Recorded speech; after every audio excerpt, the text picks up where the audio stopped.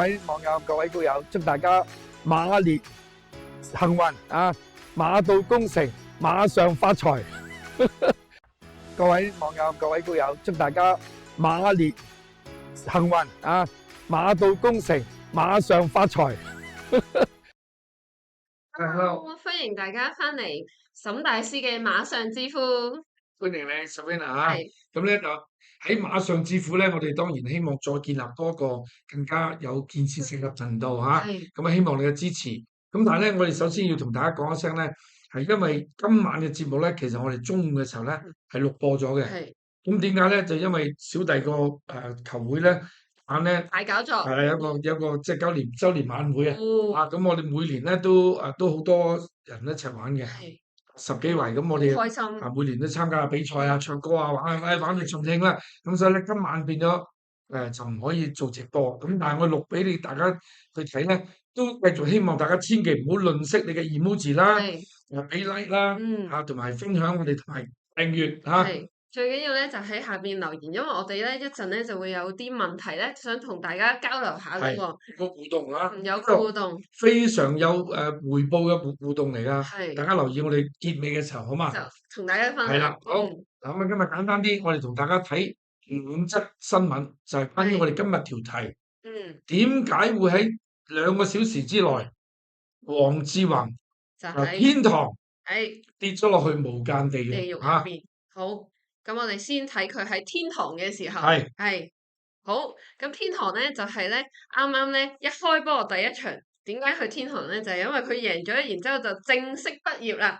咁啊，大家就當然好開心啦，恭喜佢啦。咁佢就可以而家就晉升咗做呢個大師係咪啊？大師傅係啦，大師傅。跟住然之後咧，咁個減磅又再減少啲啦。然之後話好勁，咁啊又有晒嗰啲咩喺個台度係啊，有頒獎啊，然之後大家慶祝啊，你睇下佢幾開心。仲有個頸箍啊，咁樣即係好似一個獎牌咁啦。咁啊，成家人出席嘅影相，即係好開心嘅。咁當然都樂見到嘅。咁但係即係喺我嘅眼中，如果你由2017年啊，佢好似2017年加入馬會，一路訓練咗足足9年，係期間騎咗咁多馬喺海外，再喺香港亦都有咁多機會，而佢嘅騎功咧，即係其實每做一樣嘢去到一個 professional 嘅時候咧，係梗有一個好咁當大家都會有嘅模式嘅。但係其實我覺得佢仲未有。即係佢唔算係喺我心目中可能同參賽冇錯少少。佢好似阿何澤堯啊、梁家俊啊、蔡明紹啊，或者甚至乎周俊樂啊、毛顯東都達唔到。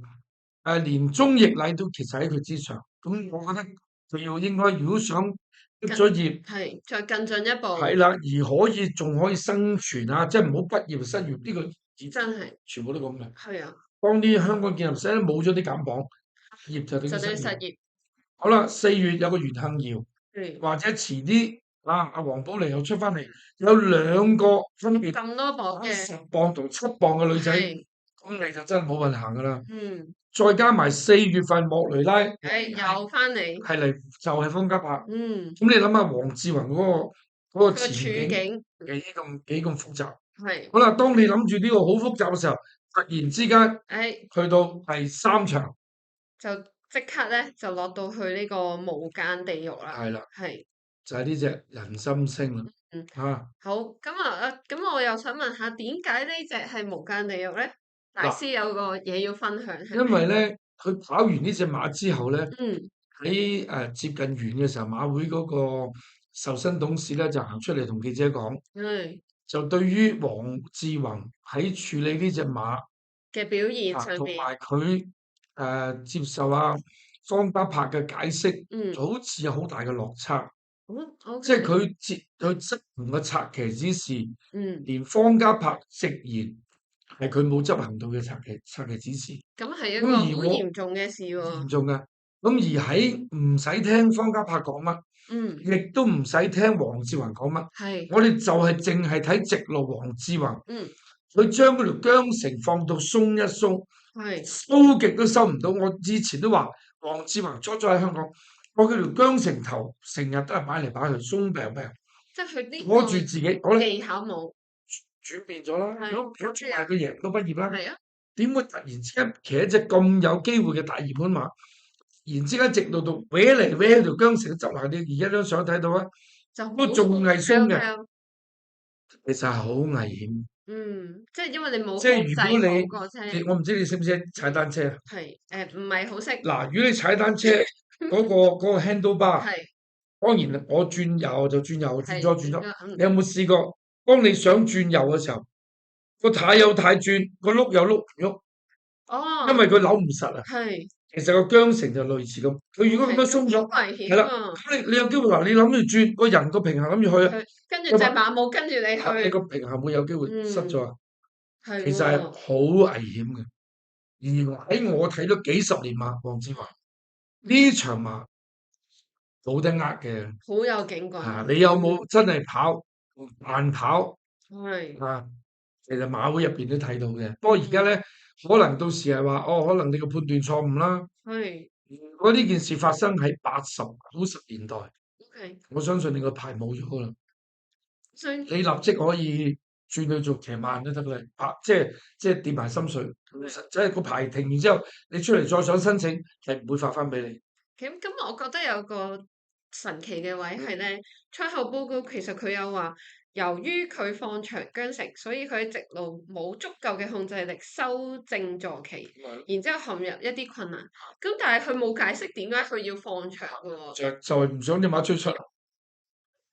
喺佢嘅策騎嘅動作嘅身體語言，你放長係好容易索，即係我哋騎咁耐馬，一立就立到嘅。係立就立法，冇可能立幾立唔到，隻馬仲有少少，因為你立唔到而佢有少少內閃咧，唔係隻馬想內閃，係你令到佢內閃。由頭至尾立幾立唔到左邊韁繩。佢心諗你干擾我。你稍為條韁繩執翻住，你一路跑嘅時候，例如佢落雪，你隻左手有少少力俾佢，佢就已經可以，佢就肯定追到翻嚟。我唔好講佢一定贏，呢個第2名係冇得輸。係。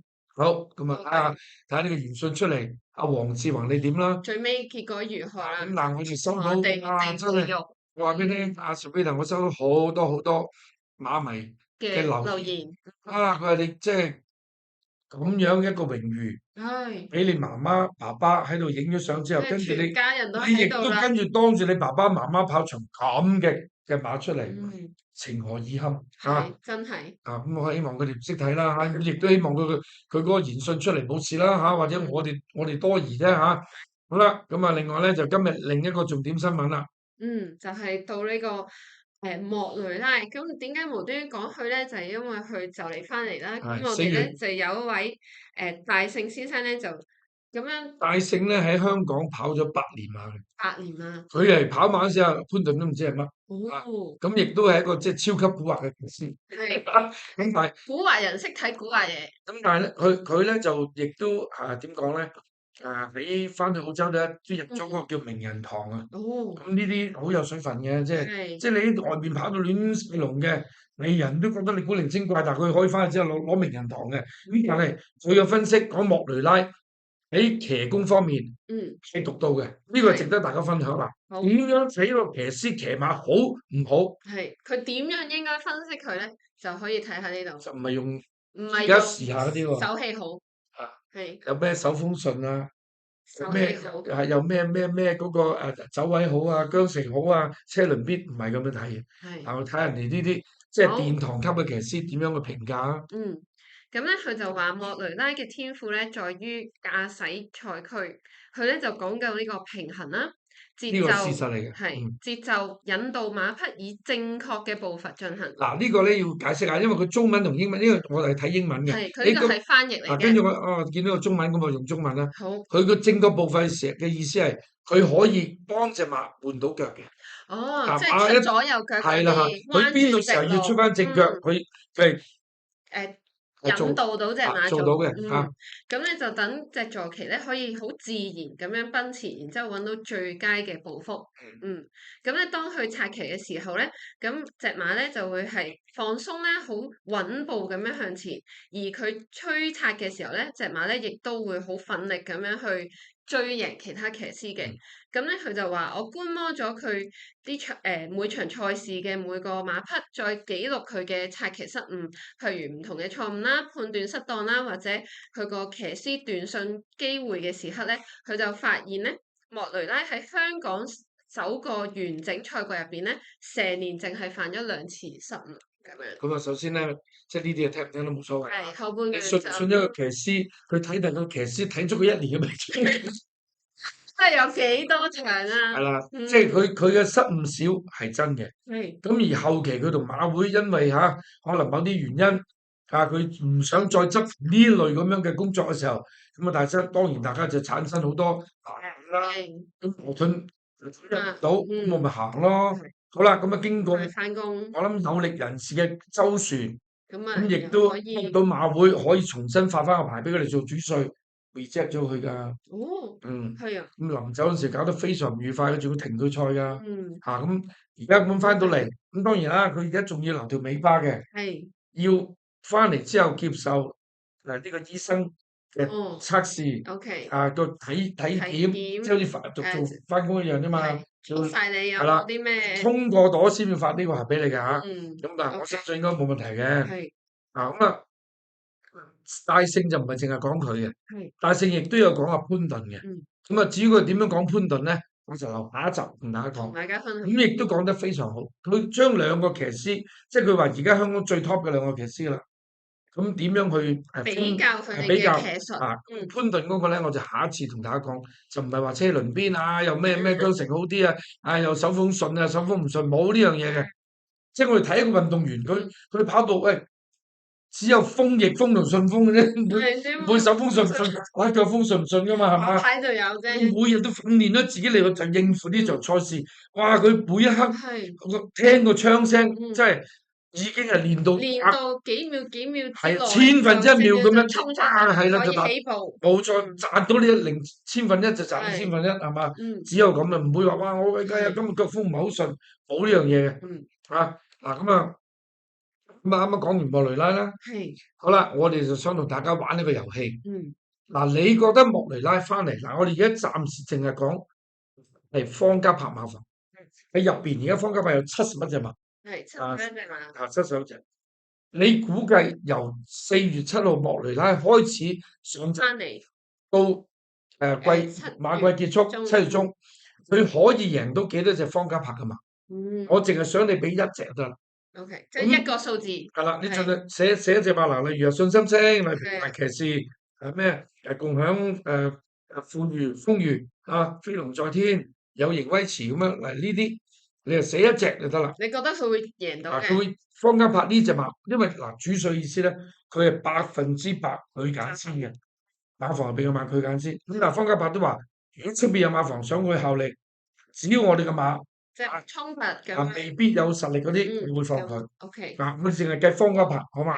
咁你覺得有邊幾隻莫雷拉會贏到？咁我喺下一集，除咗講潘頓喺大聖口中係一個乜嘢嘅好騎師之外咧，我就俾我一個簡單嘅好似一個莫雷拉嘅跟進馬預測俾大家。跟進馬預測。係啦，咁你當係一個我哋呢個係一個，因為係馬上致富嘛，所以係想同大家有多啲咧呢個交流啦，然之後討論空間。咁所以咧就歡迎大家咧多啲喺下邊留言講你嘅睇法。咁我哋下一集咧就可以再揾下大家網友嘅留言，睇下會唔會同大師講嘅又 match 到啊，或者有啲機會㗎，因為你一定係但我會講埋俾你聽嚟，我點解會揀佢？我估計呢隻馬咩路程。咁啊，精彩啦！好有趣咯，即係睇下大家會唔會有相反嘅意見啊，或者相同嘅意見啊，咁樣。或者你即係我覺得好，你話咦好，我就爬下水，我觀察下，唔好，即係我觀察下先，我唔信你住。咁但係如果贏咗之後，你又唔好賴我咯喎。好啦，咁啊今日時間差唔多啦，Sabrina。我哋仲有片啊？係嗱，呢個亦都係近日咧，即係我發覺喺香港睇賽馬咧係越嚟越枯燥。點解咧？因為騎師少，騎師本身咧陣上面亦都怕可能怕受傷啦，有意外啦。咁所以你睇嗰啲賽馬咧就冇我哋以前冇我哋以前真係80、90年代睇嗰時激烈嘅嗰啲競爭力，因為嗰時50-60個騎師，話而家就得個22個。哇！如果我跌落嚟，下邊嗰7隻馬冇得騎喎。哦，咁啊影響好大。或者你有咩喐，唔夠騎師，檔都開唔到喎。咁所以大家好謹慎。咁連吞頓咧，再上2次，個禮拜3，迎妙星，明明前面有5隻馬都夠過嘅，嗰個空位，佢話驚埋隊之後咧，個空位會冇咗喎。咁我亦都見到好似霍宏星成日喺直路度，哇！望嚟望都唔敢去啊。又唔係，又唔係，係啦，變咗你有一種好似 hesitation 啊，成日都咁嘅。但係我哋睇一睇外國有一場馬，我哋要睇嘅真正賽馬係點樣嘅。嗱，我哋留意內欄嗰個騎師嚇，其實好有膽識嘅啦，黃色帽呢個。呢個位你夠唔夠得埋啊？哇！好就係一隻馬位啫喎。一埋，我會唔會驚我咪會消失啊？唔會。好，明得。你如果咁樣睇馬係好刺激啊！刺激，覺得佢喺一個咁窄嘅位去 take 咗個 risk。仲有喎，你要知道下面嗰個都唔係機器嚟喎。嗰隻馬一定要對呢個人100%信任，佢先會去喎。即係話喺嗰時候，人馬兩個人合一咗，隻馬會信個人，你唔會我去條死路度嘅。個人亦都信隻馬，你一定唔會收步嘅。即係我跳嘅時候一齊跳嘅，知唔知啊？要跟住一齊去。唔跳嘅人就跳㗎啦。呢個真係你見過啦，好需要有配合喺度。真正賽馬就係咁。同埋呢啲咧好考騎師嘅判斷能力，就係喺呢度顯得佢嘅嗰個騎功或者佢個專業質素喺度。冇錯啦，真係咁樣睇噶嘛。即係而家你喺香港咪見兩隻馬夠個位，佢都唔行就行噶啦。企喺度咁就算咗。所以而家香港你成日有時見到啲馬，直路有2-3個騎師企翻嚟嘅，無謂搏啦。因為覺得算啦，嗰度咁掹水。一嚟每個人每季都騎幾百場馬，每場1200蚊，淨係拆騎費啊！當嗱好簡單，你每季騎200場馬啫，你成唔成啊？係咪26萬啊？哇，都已經咁你個底薪坐住啦，26萬喎，每個月坐底都已經有2-3萬蚊嗰個底先啦。我再加獎金，佢哋所以每一季佢哋每年200-300萬，即係普通嘅騎師係easy嘅。我跌落嚟冇咗喎。所以佢哋好謹慎。係咁啊，唔好睇咯，變咗係嘛？所以嗰個騎師人數其實我真係希望咧係見翻有即係40甚至乎50都唔怕啦。啲人俾多啲機會下啲新嘅人啊，新嘅騎師有新血先有動力㗎嘛。冇錯啦，好似你最近嚟啲奧爾文啊、麥文堅咧，當潘頓唔喺度嘅時候，嗰場次特別鬥得好睇。好啦，嗱，鬥志，聽日我哋亦都有一場馬，我哋會支持華將嘅。就係邊場？就係呢個第9場嘅4歲系列賽。咁咧就係1500米。我哋特別咧就支持咧有3隻，咁啊就係第二號嘅數字天文，咁咧就係梁家俊啦，1號小鳥天航，咁啊學習遙跑嘅，仲有呢個12號嘅一生好彩就周俊樂。咁另外就當然我哋都支持毛顯東啦，希望佢就真係可以俾到浪漫勇士遨遊氣泡咧一個真正嘅挑戰嘅機會啦，好嘛？咁我哋聽日咧就一齊為呢幾個華將支持下佢哋。好，時間差唔多啦咁希望大家聽日玩得開心。再見。拜拜。